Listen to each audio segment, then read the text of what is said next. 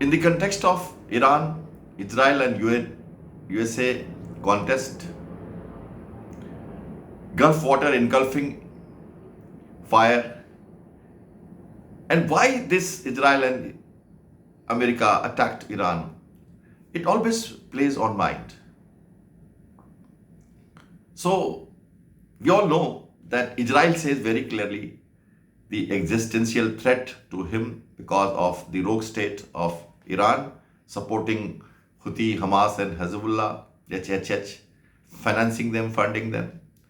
And also, he is developing the capacity of missiles, uranium for atomic bomb, which could be, going into a wrong hand. These are the main table talks in January 2026 also. And earlier last year, 12 days of war, Iran was attacked by Israel on the same pretext of existential threat, and he is disseminating Iran, he is disseminating Hezbollah, Hamas, and once in a while Houthi. So this is going on. But what was the American role? So America is hand in gloves with Israel, and therefore Israel will look at America in that sense. America said we were going on table talk and Oman, Geneva, all that. And then he said that Iran is a liar. He is withdrawing back from his 6-point agenda of the table. He will not remain same. He will again change. And therefore, there is no guarantee that this Iran is going to continue on talks. So he said, Americans said that once they knew that Israel is not going to stop, Israel is going to attack. And if it happens on 27 February, it was pre-planned accordingly that if it happens, then Iran will attack the American targets in Middle East, and therefore to check that, Americans carried out a preemptive strike along with Israel on 28th of February. Now, since then, I'm trying to analyze this war and with the political aim, objectives, visible, invisible movement of forces, logistics, statements of leaders, political as well as military, both the sides, and trying to weed them together to see where does these things are going on. And when I look at it, I also look at the plan, preparation, and is it a Trump's war? Is it that Trump wanted it, or is it that Americans wanted it? This is a big question.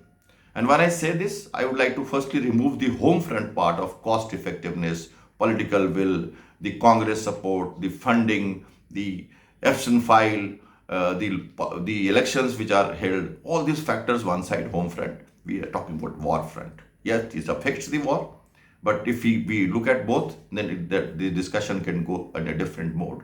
We are looking at one side of it. So what did America do from 21?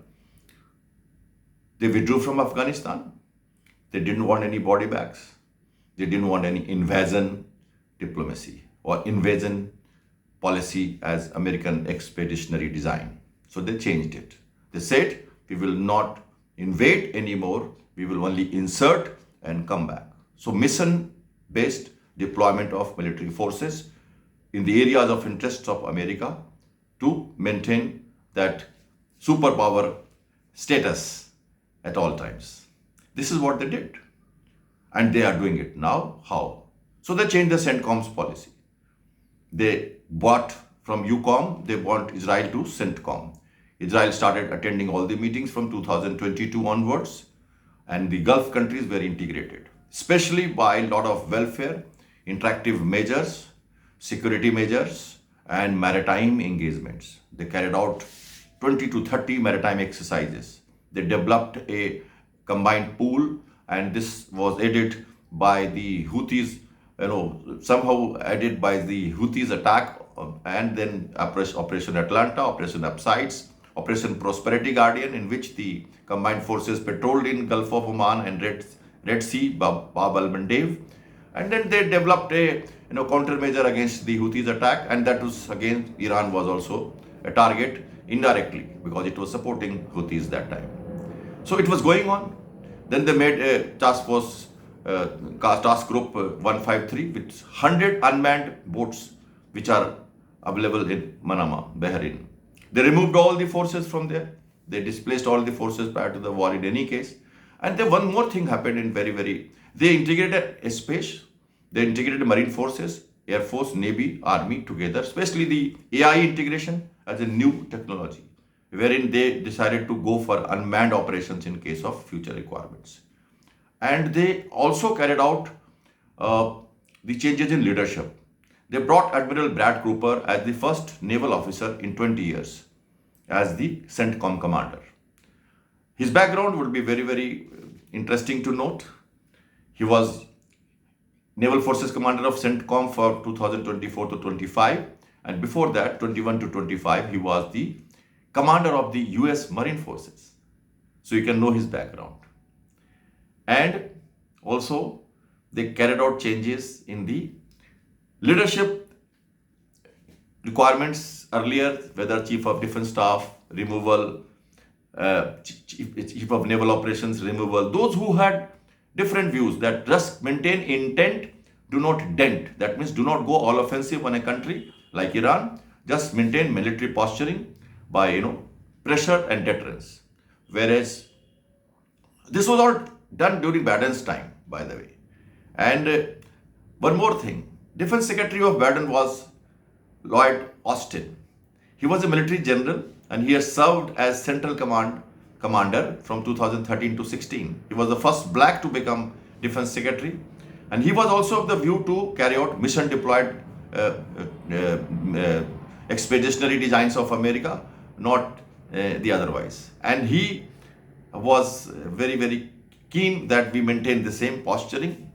But his successor, Hegseth, is a different man. Because of the policy alignment, misalignment, probably, the army chief has been fired 4 days back. He was an infantry officer. And the next army chief who is acting now is General Christopher.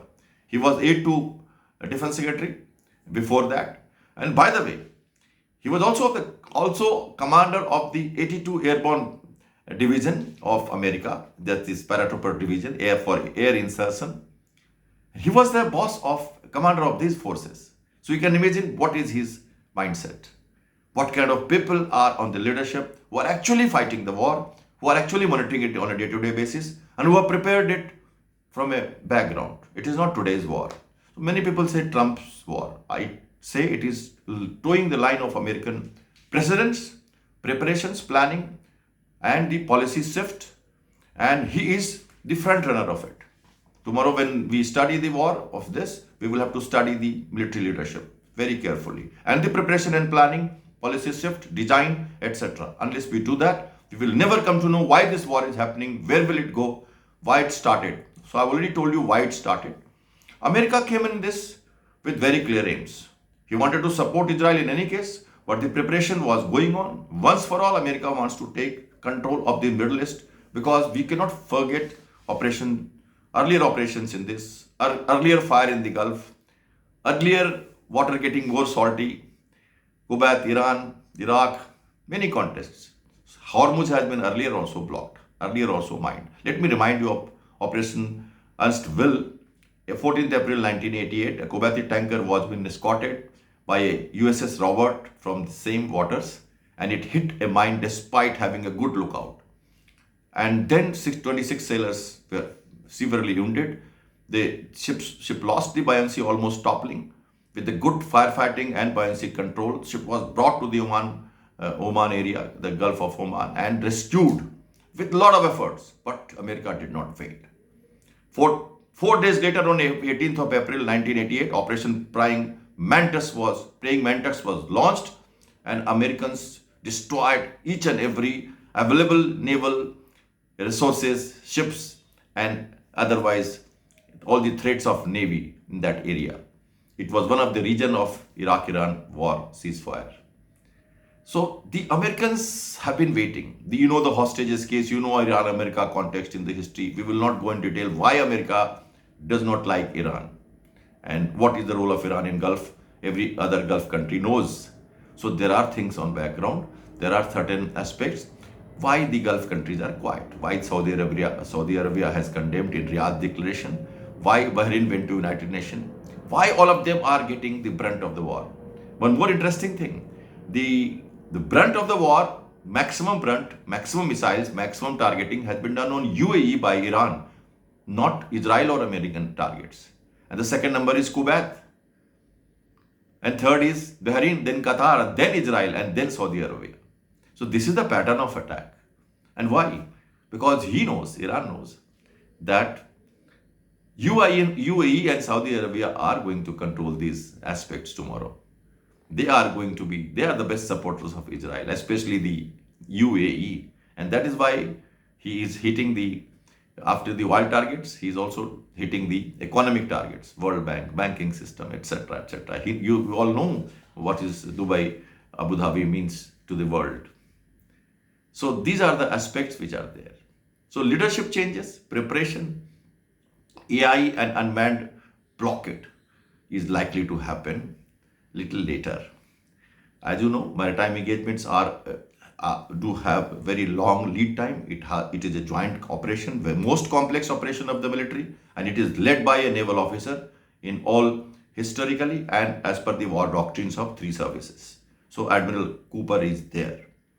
They have killed the admiral of the Navy fleet recently at Bandar Abbas. They are having a clear views about how to step up this. So Israel is actually fighting with Lebanon and getting into Greater Israel syndrome. He will complete his aims, but he will also continue.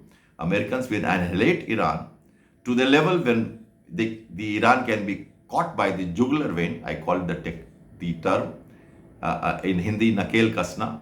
And for that, they don't need to invade on Iran. They don't have to go on the ground. They will carry out such measures which will be able to suppress Iran's retaliation when the D-Day comes, in which there will be a lot of surprising miracle. I call it shackle by miracle again, or anchor on ground again, not boots on ground. These anchors will be all maritime engagements on the Gulf, and they'll be all coastal, island oriented, or maybe anywhere else. But they will all be very surprised, very high level, very high tech with airspace, AWACS, all the best ballistics, missiles which are available in the distant part of the world and in the submarine areas, all are being pre-positioned accordingly. The carrier groups are being brought accordingly. Amphibious groups of Boxer or Tripoli are being brought. 82 Airborne Division, Marine Forces, Special Forces, all are actually indicating towards a D-Day. But that D-Day may not come tomorrow. We should not be surprised that it can continue for longer. As long as this is not achieved, the requirements are not achieved, the favorable situations are not achieved, Americans and Israelis will continue doing diversionary tactics, continue suppressing and annihilating Iran's war-waging capacity, and they will continue to they will have to reach that place from where they will be able to suitably undertake those kind of operations. They are also they have lured Iran by getting the Strait of Hormuz closed by him. This is a sacrificial goat because he has lured Iran. Iran has affected the world. World is against Iran. European Union, all the United Nations are condemning him. He's telling, come and take your oil. So there will be another group of ships which will come and stand there. They will have to help USA indirectly. Tomorrow, there are 6,000 mines there. They have to be cleared. Admiral Brad Cooper has reported it. There are certain missions left. Asymmetric threats are not destroyed. There are a lot of things have to be happening. There are a lot of time still required. Patience and surprise, divergence, dilemma, many statements of political leaders, this, that, we will have to watch them together, with them together, and then see from past to present to future, how does it go. He has almost given promises to his grandsons and sons in America. His address was very calibrated, deliberated, and the professional combat rescue operation of the pilot says it all, that America has actually all the powers. It can do things the way it wants, with CIA integrated completely, and everybody is ready to actually achieve the larger aim of control of Hormuz and gifting it to Middle East for functionality, administration, and once for all, the salty water of Gulf need to be made sweet. So that is what is all the aims in my articles, in my proclamations, the way I say on various TV channels from almost 7th or 6th of March. This is the way I am trying to analyze the war, and I am holding my front. I would like to remain into the crowd of Sanjay of Mahabharata, who sees the war in this perspective and carries out the analysis from a bird's eye view. And no one can, to predict the future, but the visible, invisible management, political will, preparation, resources movement, and the pattern of attacks, the larger aims, कहीं पे निगाहें कहीं पे निशाना, luring Iran into the state of Hormuz control and lurking like any lion onto Iran is USA, and is bringing also resources from other naval countries. They will all come, stand. They will be in peaceful mission, but overnight political will changes. The ships are loaded with arms and ammunition. They can do any role, any day, any time, within a rapid response requirement of the political will. This is how maritime engagements take place. Incheon, Normandy, Falkland, we will not go into those kind of, very, very classical warfare of, amphibious operations and assaults and raids. But this would be different. It could be very unmanned blockade. It will be catching Iran by jugular veins after annihilating to a level from where he cannot retaliate. There will not be any requirement for surrender by Iran. He will have to just keep quiet and let the things happen as it goes on. America will achieve his aims, and then only the oil will flow from the Gulf uncontested, and the world will be at peace. Thank you. Jai Hind. Good day.